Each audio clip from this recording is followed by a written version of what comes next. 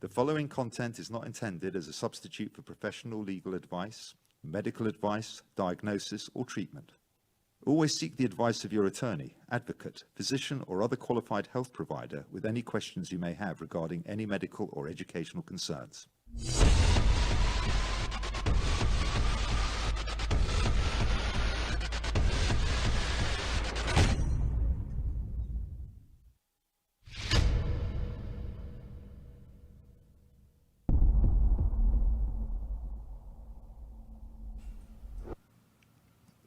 Good morning and welcome to Empower Dyslexia. I'm Stephen Yearout.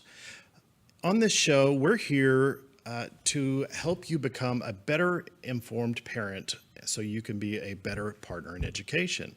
On this show, we discuss dyslexia and other related disorders, research, intervention, special education policies at the local, state, and federal level. We also interview experts in their field. We love to talk and bring guests on that have personal stories. That way we can allow people to understand that you're not the only one that's going through this. There are other people that have gone through it, and we're here to help. So we would love for you to like and subscribe on YouTube and Facebook, and write us a review. We'd love to hear from you. And if you would rather listen to the audio version, we can get it on all of our favorite apps: iTunes, Google Play, Spotify, Stitcher, AnyPod, iHeartRadio. And again, if you're watching this live, obviously you're watching it on either Facebook Live or YouTube Live. And one of our sponsors, Learning Ally, for this season, we love using their audiobooks. They have given us this gracious discount code for all of our listeners. So if you want to buy a new family membership, you can use code ED20 during checkout and take off 20% off your new family membership. So go out to learningally.org and you can take advantage of that discount code. So today, we'll be speaking to an amazing person about her advocacy work here in Dallas. I first saw her on Facebook on a video where you were speaking to the Dallas School Board. Yes. You and your husband. And I was like, man, I got to get a hold of this person. And that was about a year ago. Yeah, that's right. So today, I want to welcome Nancy Rodriguez to the show. Welcome. Thank you. So Nancy has a bachelor's in psychology and a master's of social work, and she is actually a candidate for Dallas ISD School Board. I mean, if that doesn't say we need to take control, we need to actually go and be a part of the solution, nothing does. Right. So thank you for doing that. You're welcome. I mean, that takes a lot of courage to do that. Yep. So that's awesome. So Nancy, will you tell us a little bit about your background, how you got into social work, what drove you down that path to work with special needs kids? Sure. So I started working in social work in 1994. In college, I had majored in psychology. And when I finished college, I was trying to figure out what I wanted to do. And I said, I have this psychology degree. And I saw a position for a foster care caseworker. Actually, my dad saw it listed in it was actually the Catholic newspaper in New York. And is that where you grew up? Yes. So I grew up in New York City in Hell's Kitchen. And he pointed it out to me, and I applied, and I got the job as a foster care caseworker working for a Catholic foster care agency. And I loved it. I loved working with the kids. I loved working with the families. I enjoyed the fast pace. I liked that it was so multifaceted because I was going into, I was working with doctors, with psychologists, with psychiatrists, with educational professionals, with attorneys, with judges. And I was touching pretty much every system that touched that child's life. And I did that really until I moved to Dallas in 2006. And then in 2015, I stayed home with my kids for a couple of years. And then in 2015, I was looking to go back to work. And I got a job working in the special education department at Dallas Independent School District. And while I was working there, that was when I really started seeing just the need that exists to provide good services to our kids in special education and all the sorts of different supports that they need in the classroom as well as outside of the classroom. And I saw that we weren't doing a great job of providing those services and supports. A lot of work around teacher training and also parent training and education, because if the parents don't know the laws surrounding kids with disabilities, they're going to have a hard time advocating for their kid. And I did that for a year and a half, and then I was able to take a job in a hospital system working specifically with children that have disabilities, and that's what I currently do. But it really just my passion for this work and working with this population just took off. So do you have anybody in your family that has learning disabilities? I That have. you know of? I mean, Yes, I actually have a couple of cousins that have. I have one cousin with cerebral palsy, and I have another cousin that has was born with an intellectual disability, and but they nobody- struggled to get services. My own son is a type 1 diabetic, Okay. so he has a disability, but with his accommodations and his Right. 504 plan, it really doesn't affect his learning, but it is a challenge sometimes. it is an amazing to me, and I want to say thank you from our population of dyslexics and children with learning disabilities, because when you find somebody that fights as hard as you do, that isn't personally touched by it,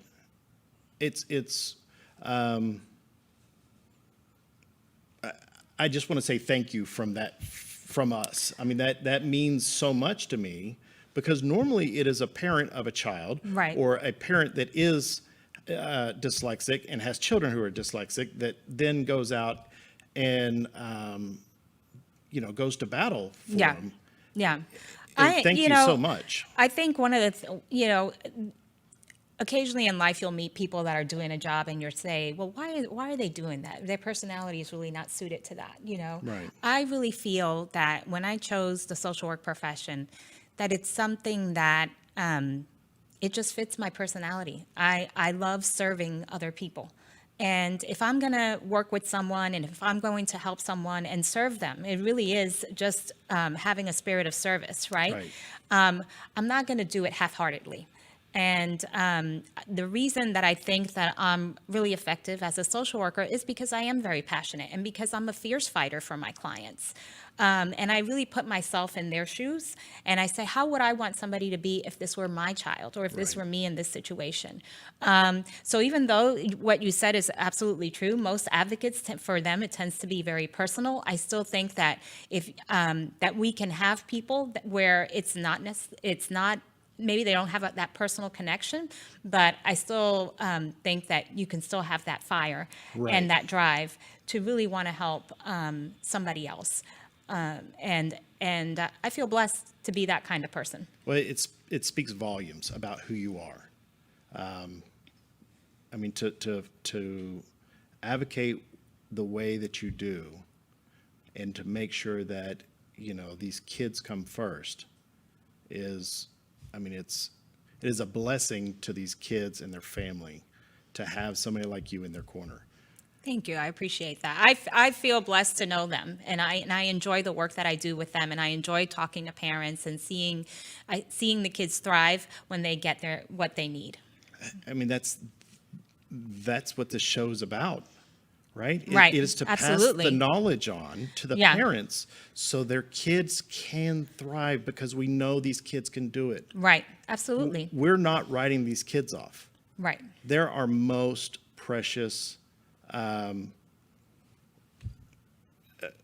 They're our most precious thing in our family, and we have to make sure that these kids are able to get the services that they deserve and that they're afforded by state and federal law. Absolutely. I mean, that's the thing that, I try to make sure that people understand that this isn't a feel-good type of thing. This is what the federal government and the state government has said that you must do. Right. Not if you feel like it, but you must provide these type of services for these type of kids. Right. Not if you feel like it, and not if it's only if there's money, or it's the law. Not if you can afford it. Right. Not if you can afford it. Not if the school district has money. Not if there are enough. It's the law. So we need to abide by the law. And unfortunately, and it's not just Dallas or Garland or it's pretty much every school district struggles with. From coast to coast. Yes. I mean, I talk to people all over this country. Parents call me from all over, and it's the same story. It is. Every time. I've even talked to people in Sweden. Oh, wow. And it's still the same story. Yeah. I don't understand it. Yeah. I mean, you want to take this child that wants the knowledge. I've never met a child, especially a young child, that doesn't want to learn, isn't excited about learning. Kids are excited to learn. I mean, and excited to start school. You're right. I've never seen a child, getting ready to start school. Maybe they might be a little nervous, but on the whole, they look forward to it. It's a new adventure, and it's really sad when they lose that sense of adventure and wonder, and it becomes a chore, or it becomes something that is just miserable for them. Learning becomes miserable for them.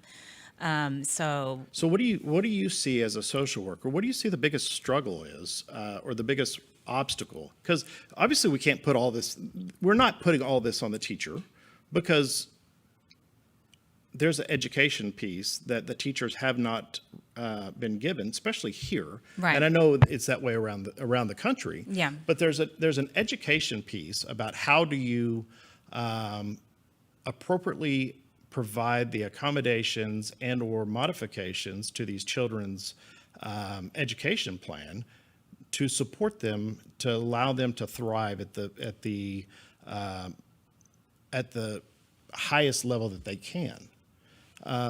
So, I mean, we push for teacher education constantly, and administration education. absolutely. But what do you see day in and day out that you think is the biggest obstacle that we're facing?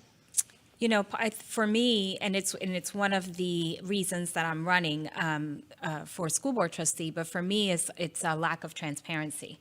And I think it's, when it comes to providing services to children, I think it's 50% the parent and 50% the school.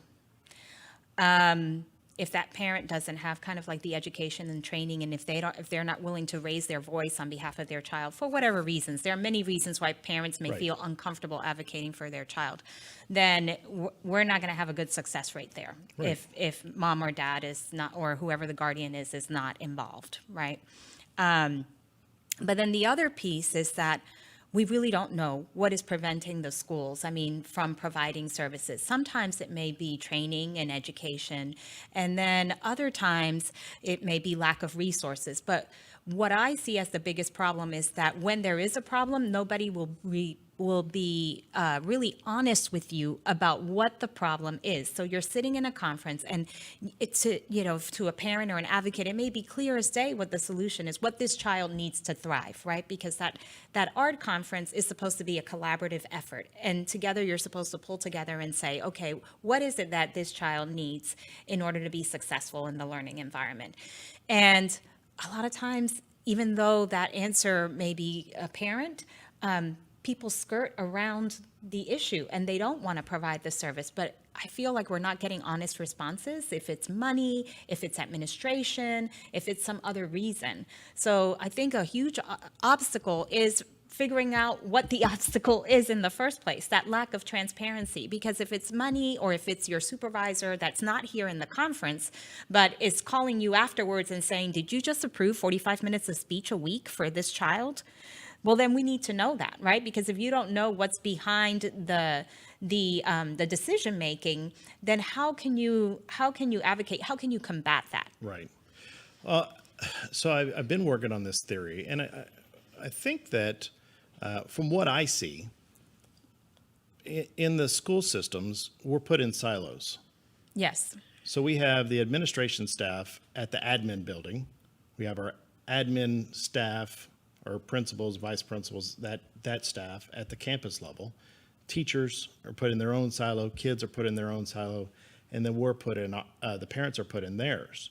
And there's no cross communication. Right. The communication is almost nil. Yes.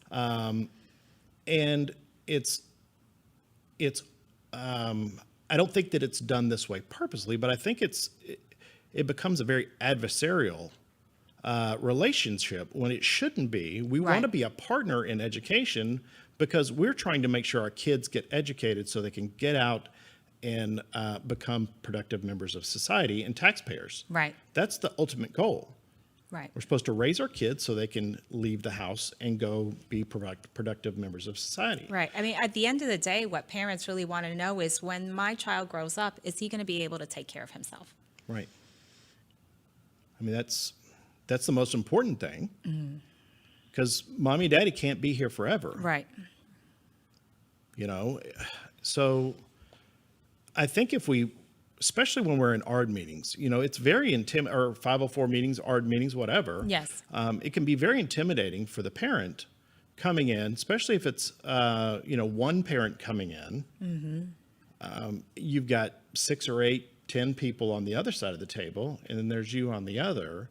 And just that presentation automatically puts it at an adversarial relationship, Right. where we need to make sure that we remove that.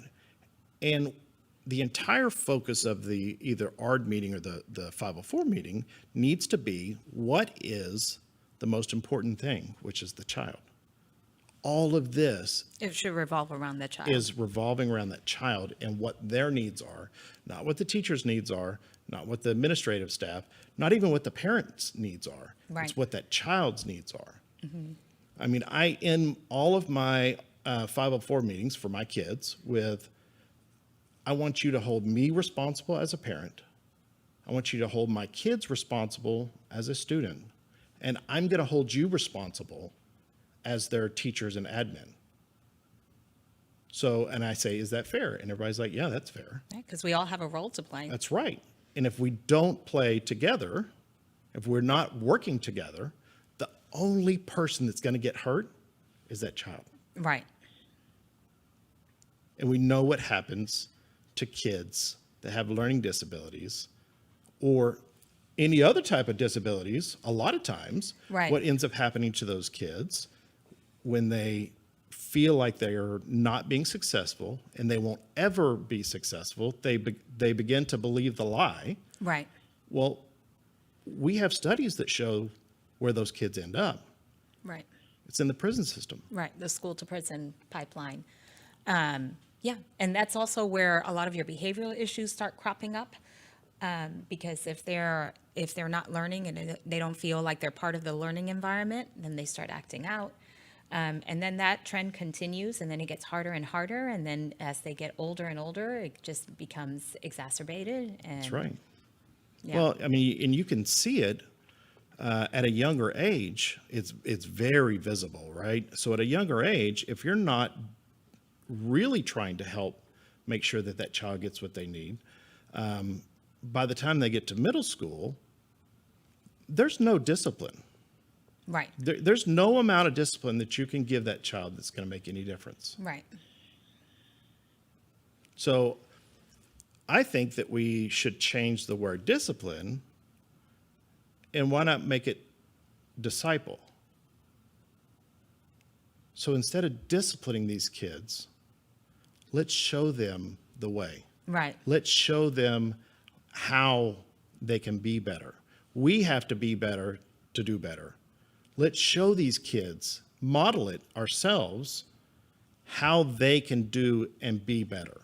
Right. So instead of just constantly disciplining them, Right. let's teach them. So, Right, or complaining about their behavior. And, sometimes I think we get in this rut where all we see is the negative. And kids internalize that. right. I mean, there's consequences to actions. Absolutely. Right? Nobody's saying that they don't get consequences. Right. But what we do need to do is we need to make sure that we do it appropriately. And we need to make sure that we are being proactive, not reactive. Right. So zero tolerance, all of these type of things, I think is more of a reactive Yeah. mentality, not a proactive mentality. Right. You know, now the thing in schools is social and emotional learning. Yes. So I don't think we would need social and emotional learning if we would start with just learning.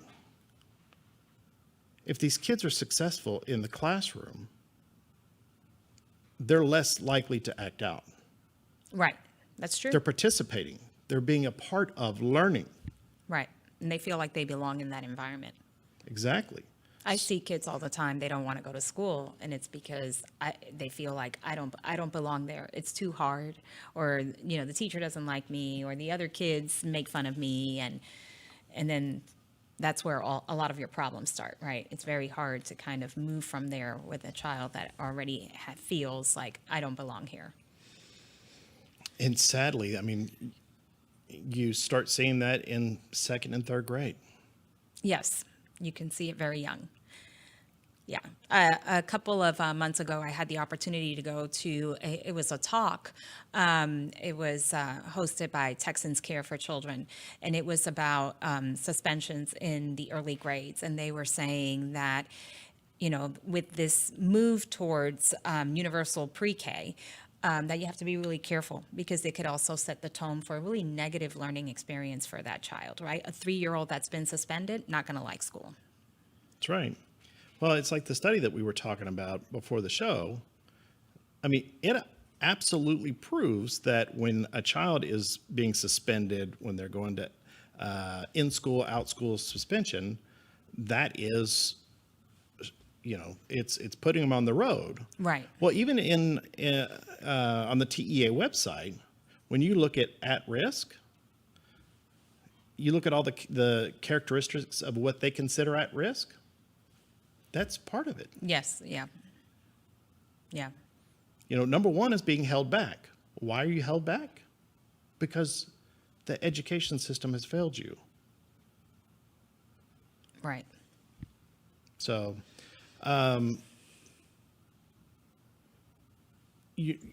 what was the catalyst for you to decide to run for school board?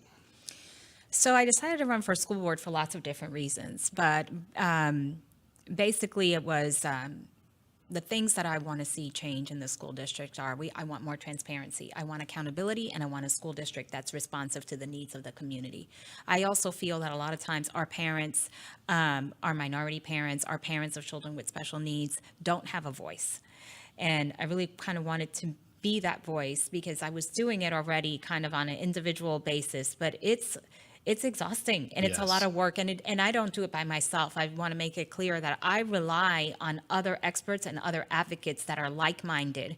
I can call somebody like Pamela Torres at Habla Speech Therapy and say, hey, Pamela, can you do an independent evaluation for me? I'm working with this family, and I know that the quality of her work and the type of person she is, and that she's going to do an outstanding job. So we really kind of rely on, really it's a system, right? And when you describe parents going into an ARD and being confronted, maybe a mom by herself, and then there's 8 people gathered around the table, that is very intimidating. But when I'm working with a client, what I see is that I am building a team for you. So it's not just I make the referral and say, oh, here, I referred you to this educational advocate, she's going to take care of you. It's I'm going to refer you to this advocate for this specific reason, and we are going to continue to stay in communication and work together. So in terms of running for school board, I just, even though I love working with kids with special needs, and I enjoy the special education population, but everything that I saw in the school district that happened in special ed also happens in gen ed. And a child that is not identified for services, as we were discussing, right? That's not a special ed issue. That's a gen ed issue. Right. But really, I just want to see more transparency, more accountability, and I want a school district that's responsive. If a parent has a problem or a concern, I want to see some kind of a resolution. I want to see people actively working on it versus just shutting the door. And then it's very difficult for people that don't have a voice or the resources or the knowledge or speak the language. And that just drove me to take it to another level of advocacy by sitting on the school board and really being able to look at policies and decisions that impact our families and being able to engage with the community because the community knows what it wants, what its kids needs. But a lot of times I just feel that if we're so focused on a particular mission, we're not listening to what the community's desires are. Well, and a lot of times the parent feels, I often tell people especially with dyslexia, if you're speaking to a parent of a dyslexic, you're probably speaking to a dyslexic. Right. Identified or not. Right, yeah. So they're, they may feel like they're underqualified to be making educational decisions. So we have to help them. We, as in you and I, and even the people at the school, needs to help educate these parents on what exactly these kids need and why they need it. Right. A lot of times these parents go in and, let's say a 504 meeting, the kid's newly identified. Well, sign here. Your kid has dyslexia. This is what we're going to do. Right. They're told what is going to be provided. They're not really kind of engaged in that discourse. Like, they don't really... Right. So at least, we could work towards making sure that these parents are educated and not have to spend, umpteen hours on Dr. Google trying to figure out what's going on. Right. Right. And many schools do have like parent workshops and trainings, and I encourage every parent to take advantage of something like that, to really seek it out.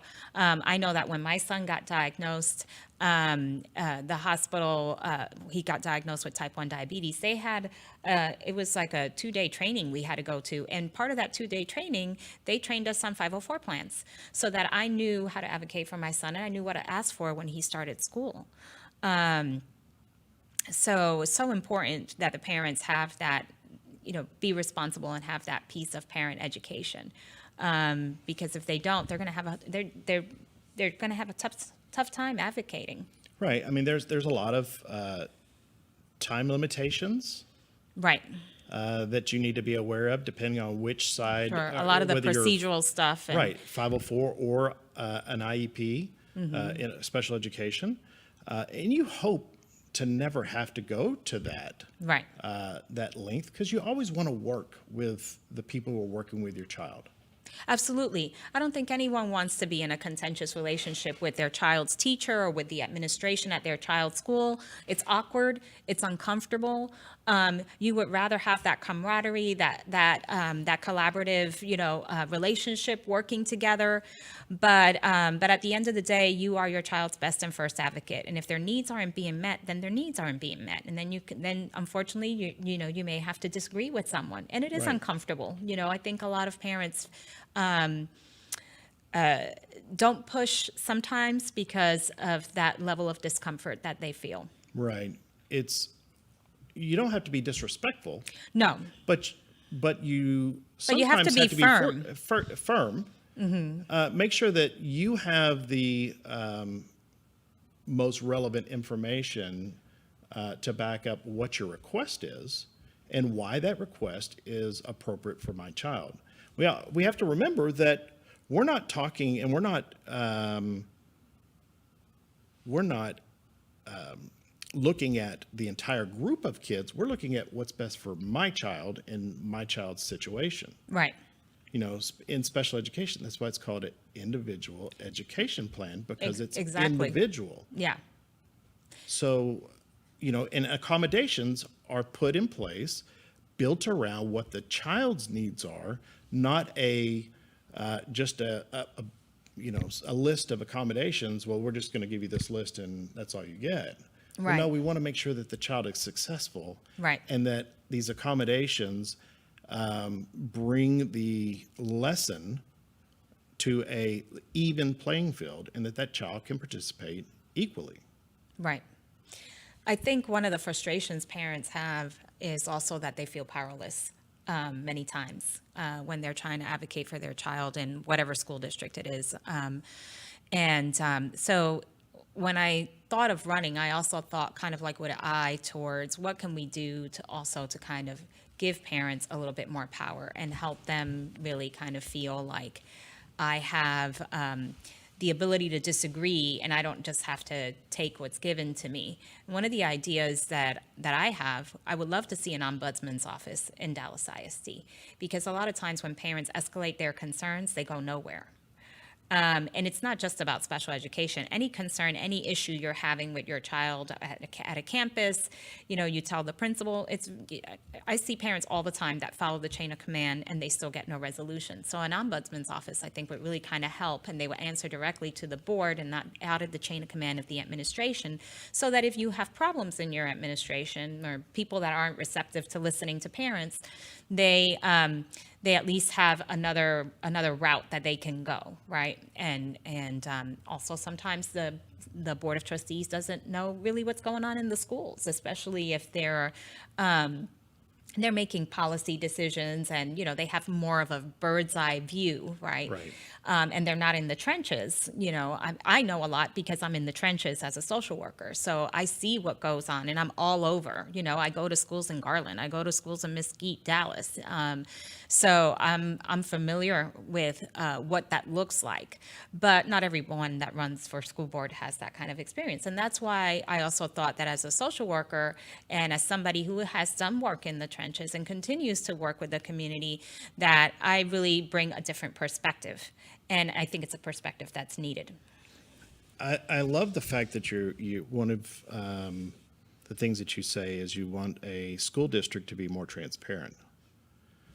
I think when we become more transparent as a district, as a school system, we now allow that parent to play an equal role in that child's education. And the more parents that know what's going on in the schools, whether it's behavior problems or anything else, or even on the good side, the more the parent is going to be involved. Right. So And parents appreciate honesty, I mean, like it's fine to say, for a teacher to say, I'm really struggling with this and I don't know what to do, versus, no, he can't have that, or we're not going to do that, Yeah. Because it is a very hard job. It's not easy, there are a lot of documentation requirements for our teachers, and they're burdened with a lot of administrative tasks Right. that kind of get in the way. Most people go into teaching because they love children and they want to have that one-on-one interaction with their kids, and they want to inspire them and be able to kind of shape and develop them.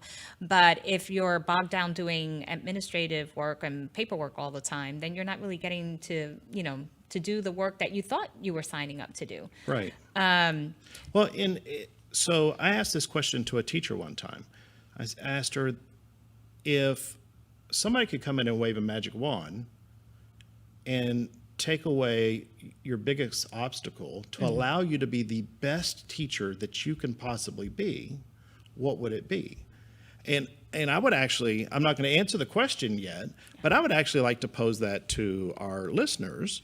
Comment on Facebook or YouTube, or you can email me at show@empowerdyslexia.info and tell me what you feel is the biggest obstacle that you face as a teacher that parents can help you with, because that's really how this thing is going to get done. Because we, the taxpayers, are the ones that are funding the school system, and we can help make change in policies. Absolutely. So if you need more help, if you need more this or that, we're here to help you. Right. Because you're helping our kids. Right. Absolutely. I mean, like I if I see that a teacher needs something, and I do see that it takes place in some schools, where the community gets together and they say, what do you need to be successful? What do you need to be effective? Is there a curriculum that you like better? Or is there something that the district isn't willing to provide? How much does it cost? We'll pitch in and we'll do it. My neighborhood school is very much that way, and that's a good thing. But not every school has the means to do that, right? Right. The other thing is just making sure that we have making sure that we equip our teachers, and that we're shifting the culture from one that says no to one that looks for ways to say no, to one that looks for ways to say yes. And that's another big reason that I wanted to run, is the culture, changing the culture of the school districts, because a lot of times it's like, okay, how can we not qualify this child, right? How can we look for reasons why they can't, instead of reasons why we can, or thinking creatively and saying, well, we can't do this, but what could we do in its place? Right. And if it's an issue of money, I mean, then who do we need to talk to at the state level to get more funding? State, federal, wherever. And where are we, where are we putting our priorities when it comes to our budget and our money? How are we spending it? Is it the best use of our tax dollars?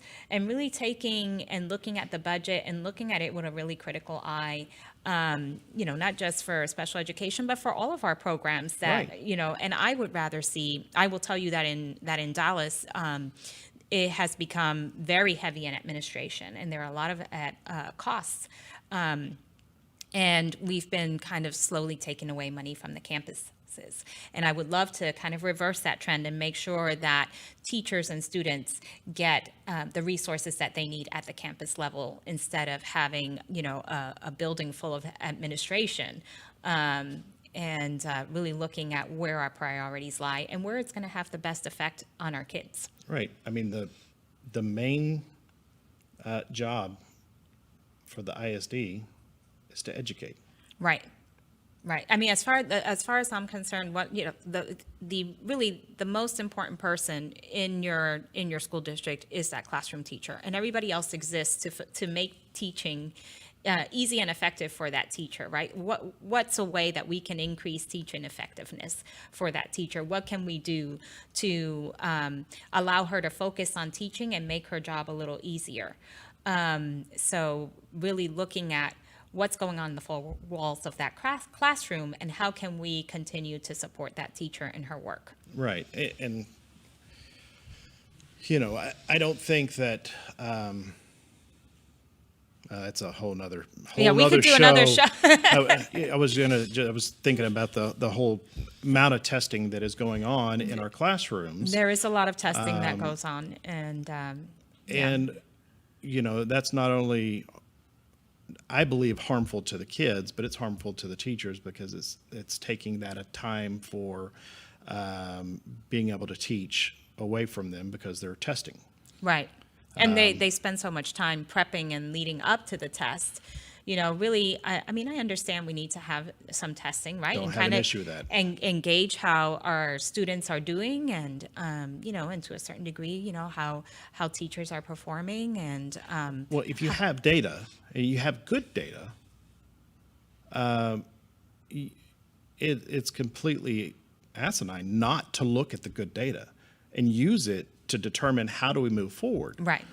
But testing and retesting and retesting retesting because they kept failing it, the test data has to become invalid at some point. And for me, the big issue is, and I see it with my daughter, is that just a lot of time taken out of instruction to kind of prepare for the test. And I just feel that if you have a sound curriculum and you have a good teacher, those kids should be doing just fine on the test. We don't need to take 2 weeks to prepare for a test if the teacher's been teaching effectively all along, right? I mean, I think that's kind of overkill, and I think it puts a lot of stress not just on the student but on the teacher as well.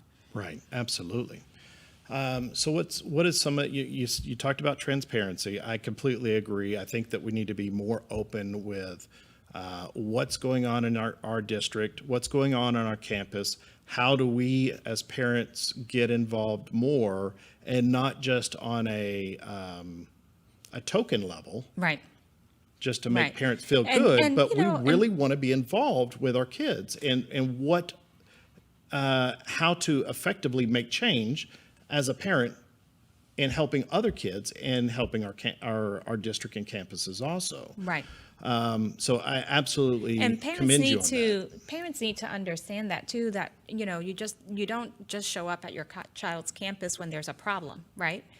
If you can be involved, and I understand that parents work, and some parents may not have a lot of time, but even if you are busy, you're a single mom and you're working two jobs, one day a semester, I mean, figure out what the cost of that is and what the benefit of that is to just go to your child's school and maybe, volunteer in your teacher's classroom or help out in the front office and do that for your school, because it's only going to make your school better. Unfortunately, there are some schools that actively discourage parent participation, and that just shouldn't be. So in terms of transparency, that's a big one for me. It doesn't make sense to me why you would want to discourage parent participation. Right. Because it's a partnership, and the only way the schools are going to get better really is engaging parents and parents working with teachers. And the other thing is accountability.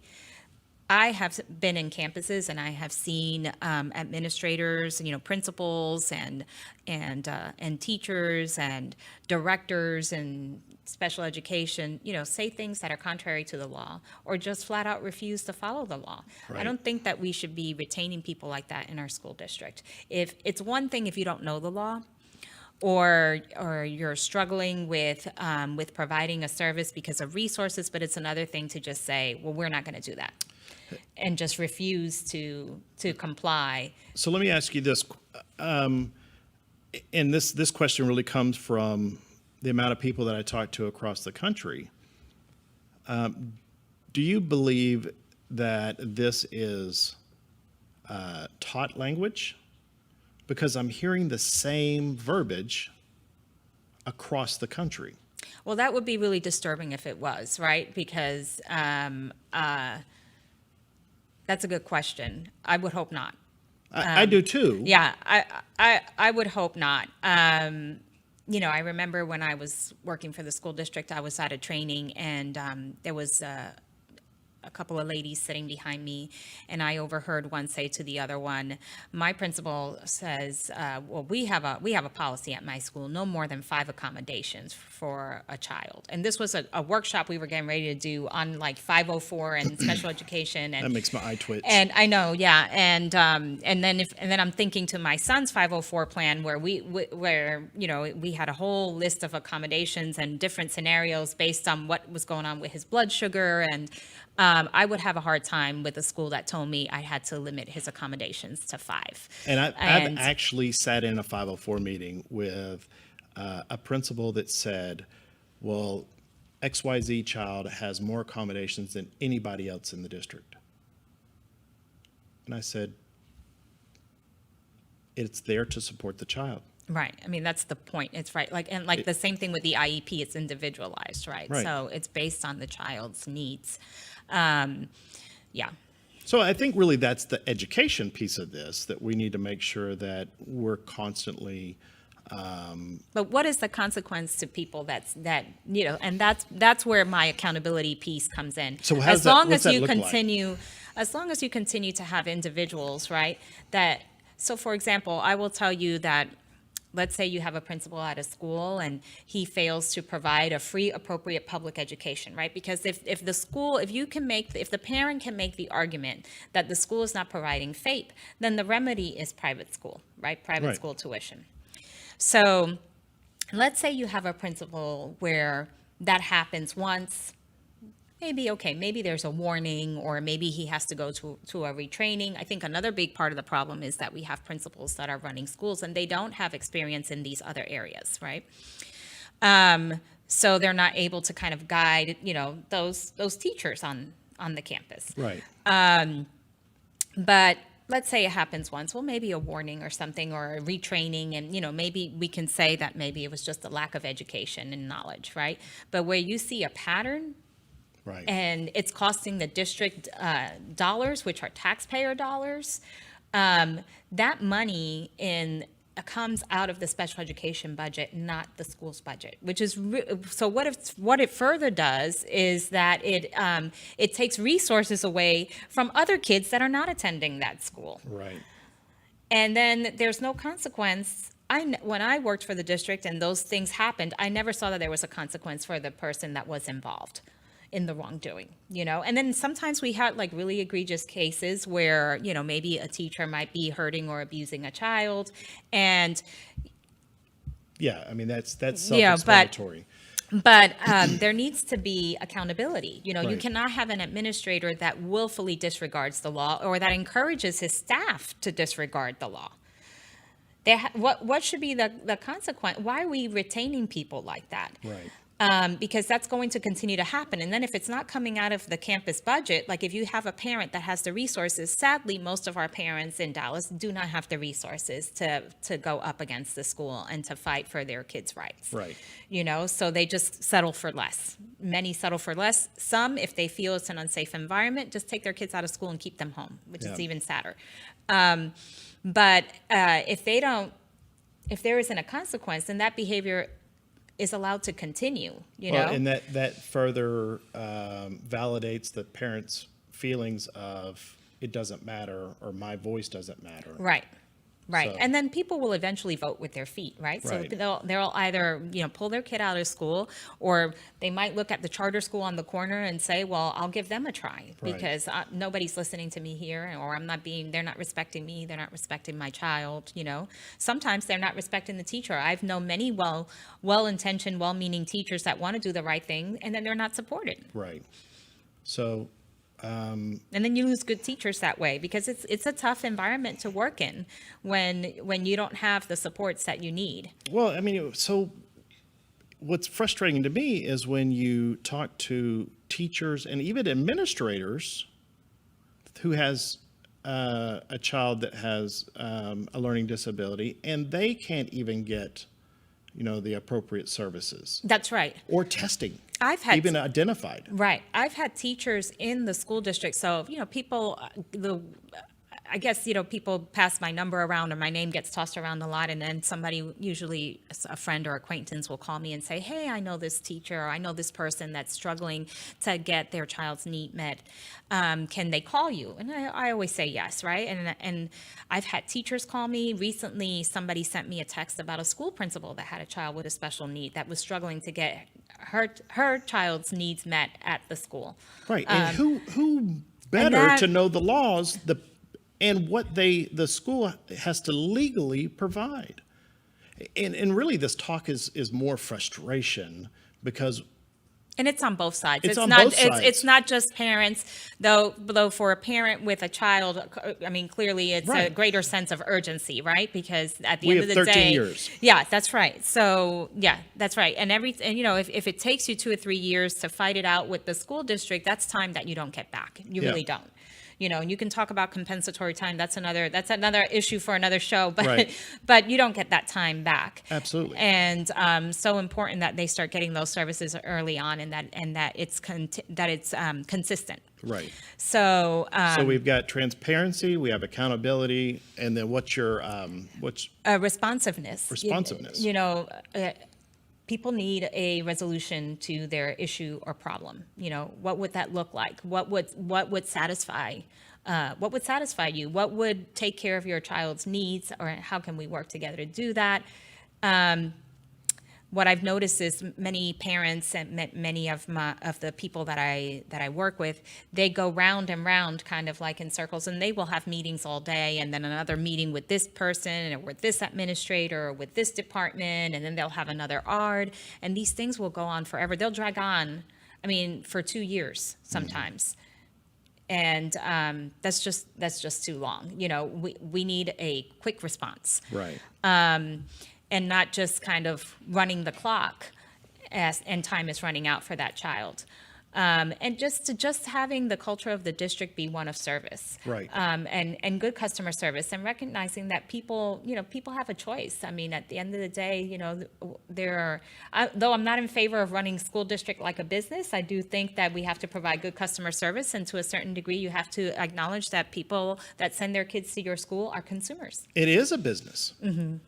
And so I talked to my child's principal just recently, and he said it, and he was one of the first principals I've ever spoke to that talked about the school system as being consumer driven. And I was like, wait a second, you said something very important there. It is a consumer business. Education is a huge business. And while, the child is the consumer of this and we're paying for it, we need to make sure that we're doing it all in an appropriate way. So I'm sitting here thinking about your 3 pillars here, and it really boils back down to communication. Yeah. Active, appropriate, timely communication. If we have communication and we're able to talk freely and openly and figure out ways to solve these problems, well, then we don't have all this contentious relationship. Right. And that's what we want. We want to end that. Right. Absolutely. Just being able to engage with the community, but in a meaningful way, not just to check the box, Right. I invited them to the conference, but, Absolutely. but I didn't give them enough notice and I don't have an interpreter. That kind of thing affects the ability of parents to really actively engage, right? Right. So if our listening audience wants to find out more about your platform and your feelings for change for DISD, how would they get a hold of you? So I have my website. It's Nancy4DISD.com. And then I also have a Facebook page that's Nancy Rodriguez for DISD trustee. For the number 4. FOR on the Facebook page. Okay. Yeah. And then we'll actually add that into the description of our show here. That was an amazing talk. I love talking to you. I enjoy our talks too. We're of the same mindset, and I think we're both really passionate advocates for our kids. And it's always a pleasure to talk with somebody who's like-minded. Well, thank you very much. Thank you for coming on. I wish you all the best in your school board run. Thank you. And would love to have you back on the show. I'd love to come back. It was a great show. There are plenty of topics to choose from. we could spend days.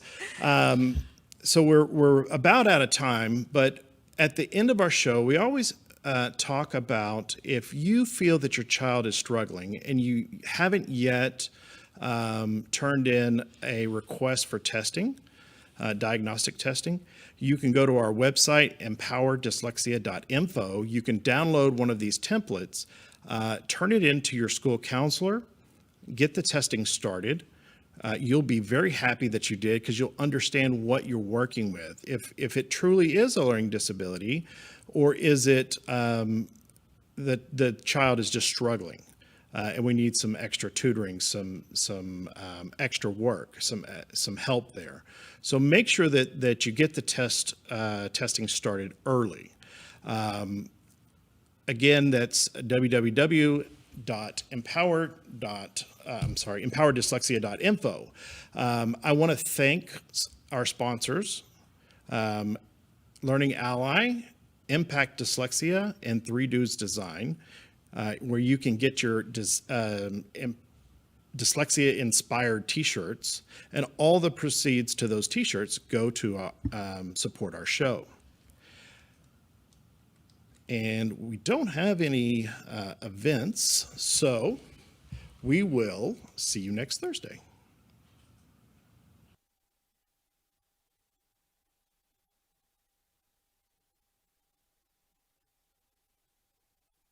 Learning Ally is a proud sponsor of the Empowered Dyslexia podcast. At Learning Ally, we are always looking for new ways to engage readers struggling with a reading deficit like dyslexia and help them work to their potential. Visit www.learningally.org to learn about the Learning Ally audiobook solution, including which of your students are eligible for access. If you live in Texas, we have great news. The Texas Education Agency provides access to the Learning Ally audiobook solution for all K-12 public and charter school students with reading deficits. Get started today by visiting www.learningally.org/Texas.